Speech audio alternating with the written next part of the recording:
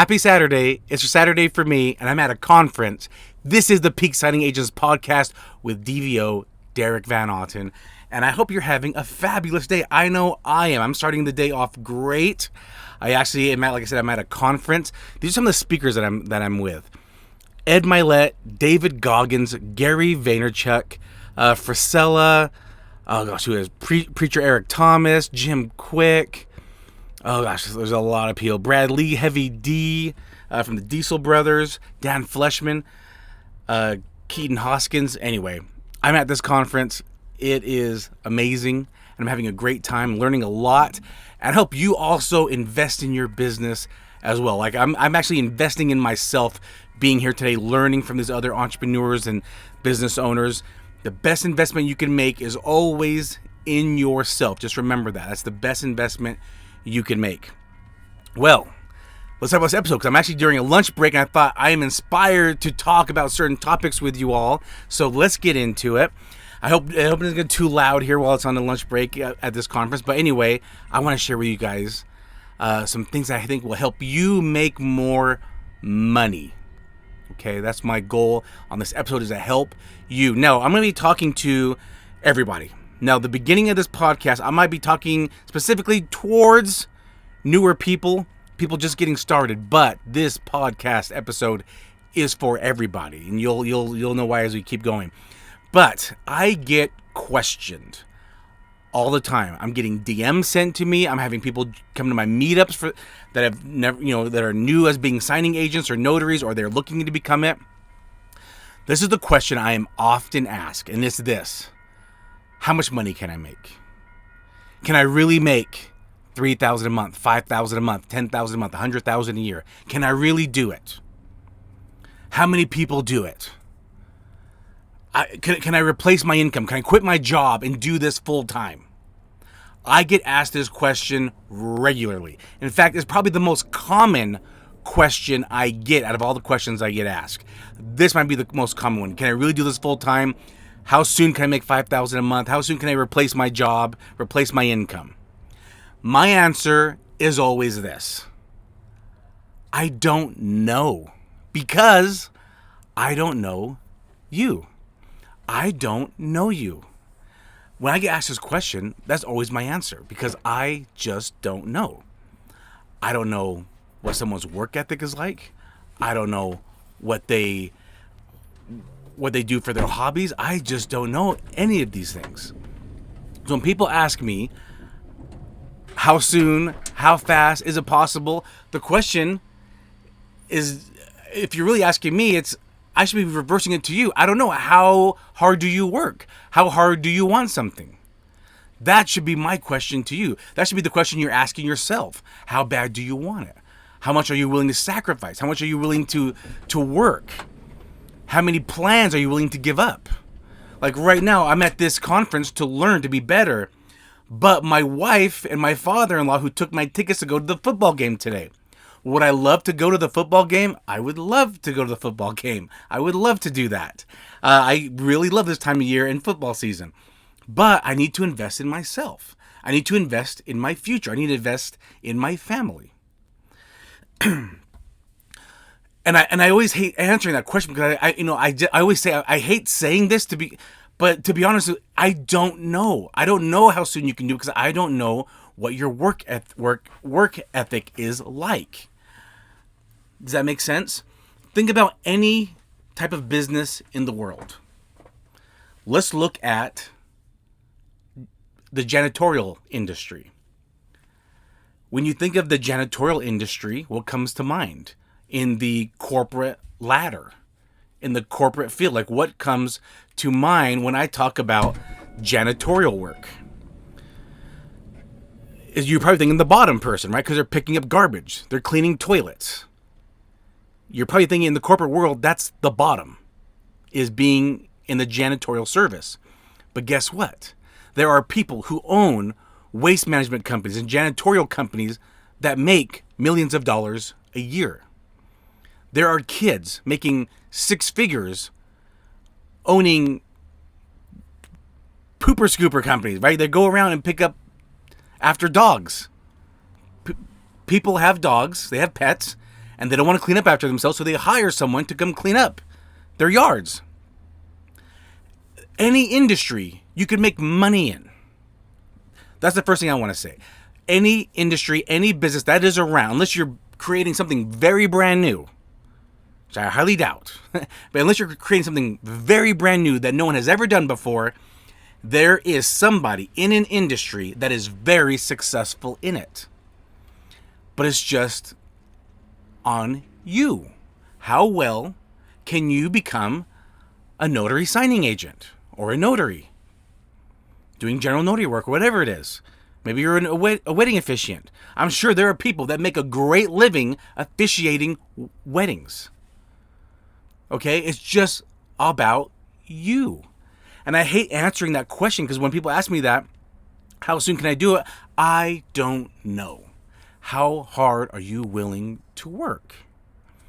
How much grind are you willing to put into it? There is no shortcuts in any successful business. There are no shortcuts. Let me see that. I don't know if you can hear. A helicopter just flew over my head because there are speakers here that have private helicopters. I surround myself with this type of stuff to always work out my brain, work out my mentality. Hope you guys invest in yourselves.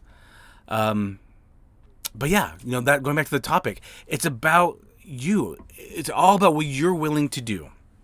I hope that makes it. I hope that's resonating a little bit. Because there's people that are successful in any business. Any business. You name it. There's someone who's successful at it. And maybe you don't know somebody, but there definitely are people who are successful in different industries. Think of, we're talking about football a little bit here. If someone gives me a football, what is the value of a football? The value of a football is whatever it costs, $20. That is the value of a football to me, DVO. How much is the value of a football to like Tom Brady? The value of a football to Tom Brady is billions of dollars. Does that make sense? It's billions of dollars for something like that. How much is your notary commission work worth? For some people, they just got their notary stamp for maybe the job they work at, maybe at a bank.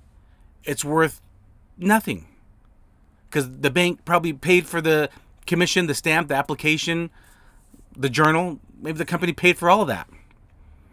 But for some people, the value of the notary stamp is hundreds of thousands, millions of dollars. For me, it's worth millions of dollars, my notary stamp. Does that make sense? And so it's all in the value put it in. So I just had a lady recently at one of my meetups asking me this question. Like, how soon, like how many people here make a living full time as a signing agent? And at that time in the room, it was only me. Everyone else was doing it part-time, or they haven't even started yet. They got their notary commission and they haven't even done much yet, or they're just doing general notary work only. There's nothing wrong with any level you're in, but it's what you're willing to do with it. So how, someone that makes $3,000, $4,000, $5,000 a month, and someone that makes $10,000, $15,000, $20,000 a month, you might think there's a big gap in income there. Someone that makes $5,000 a month and someone that makes $20,000 a month. That's a big gap in income, but there is a huge gap in activity that goes in there. Okay? There's a huge gap in activity for someone who makes $5,000 a month and someone else who makes $20,000 a month. The activity is also a huge gap. Someone like me that makes $20,000 a month, are you willing to do what I do to make $20,000 a month?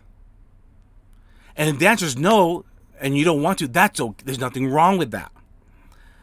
Now, for someone like me, where I want to make $100,000 a month, let's just say $80,000 a month, $90,000 a month to get to like $1 million a year business. I mean, that doesn't all go in my pocket, right?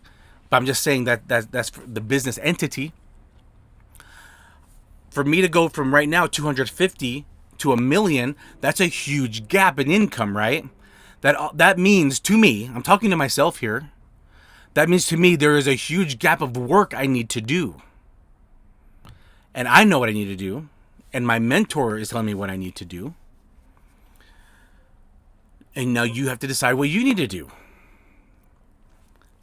If you're brand new and you're thinking, I want to replace my income, I want to make, I don't know, $3,000 a month and replace my $40,000 a year job, well, there's some work to do. Are you willing to do that work? Are people willing to do what I did? Where when I first started, I had a job. I had a job when I first started. I worked 8 hours a day, came home, spent time with the family, tried to do a little bit of networking with my other business I was doing, and then late at night when everyone's going to sleep, I was printing documents and reading documents and role playing and practicing, getting my I wouldn't say presentation, but my role. I was role playing on how to make it so I wasn't at the table for an hour signing documents, but maybe I can get down to 45 minutes, 30 minutes. I was role playing. I was reading. What else can I? How can I understand this deed better? How does this right of rescission work? What days count? What days do not count on the right of rescission? Like, this is what I was doing. I was looking at courses like the loan signing system. I was watching the course, learning from other people, watching videos from like Mark Wills and what he was doing. I was reading books.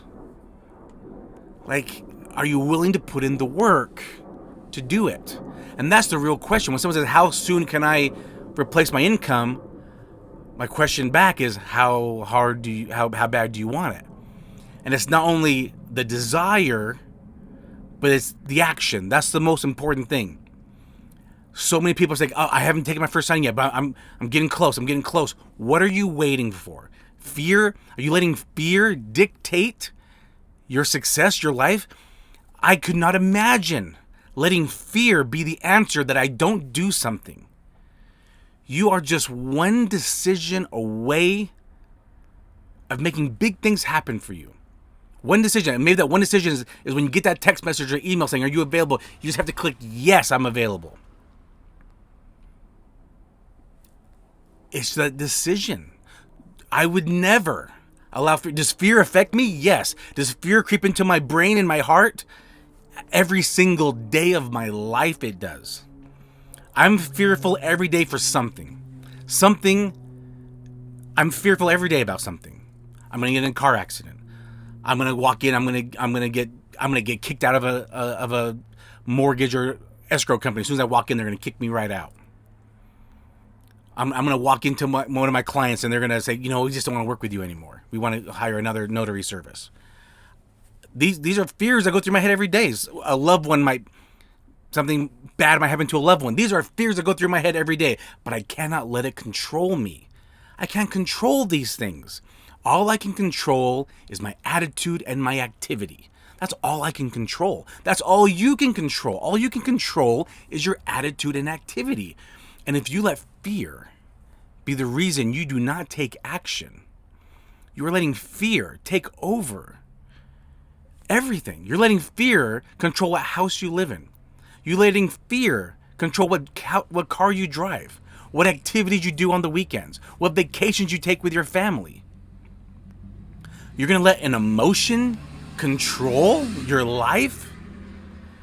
And I hope when I say this, I hope it clicks where you're thinking, yeah, that's illogical. It is illogical of me to have a fear of something. Think of every job you've ever had. Every job. My first jobs was a janitor. Believe it or not, that was my first jobs. My dad, he worked for a delivery company, delivering items, 9 to 5. My mom, she had me and my brother, and so she was a stay-at-home mom. So my dad would work part-time in the evenings cleaning banks. And when I turned 8 years old, I would join him. I would go and clean banks for a few hours a night. I had to go home from school, hurry and get my homework done. We would eat as a family dinner, and then me and my dad would go and clean banks. And a little bit later, when my brother got older, he joined us too.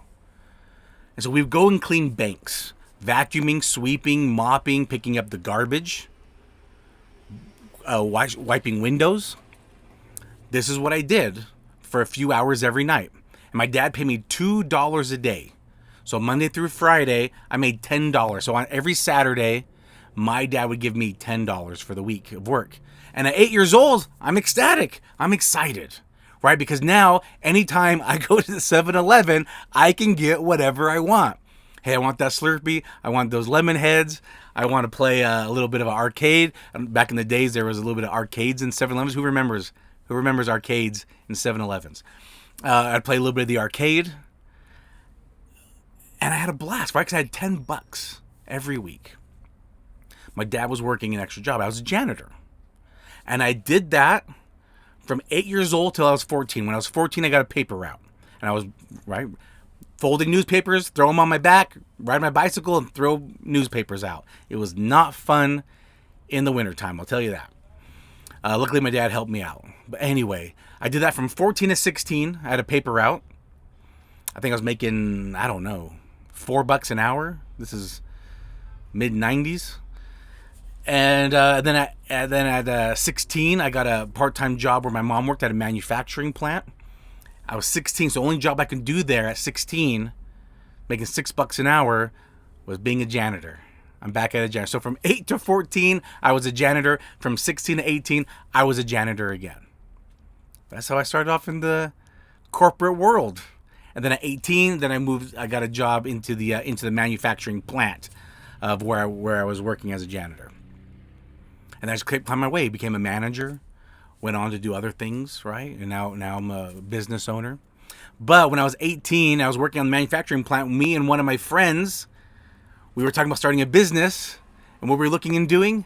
A janitorial business. Because that's what I knew, all right? That's what I knew. So sometimes what starts off as something new to you becomes what you're comfortable with.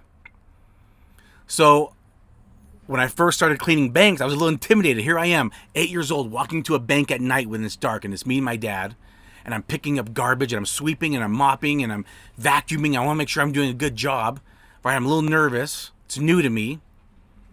And then here I come, 18 years old, and me and my friend are talking about starting a company in the janitorial service industry. Because that's what I became comfortable with. And that's how we'll get here with you. I promise you. When I first became a loan signing agent, was I nervous? Absolutely. I was so nervous. Getting my printer to work, printing out the documents, explaining it, getting everything signed. But guess what?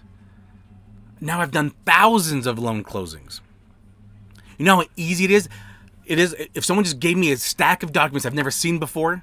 They just gave me a stack of documents and say, hey, go get this signed. I could do it with no problem. Even though I've never even seen these papers.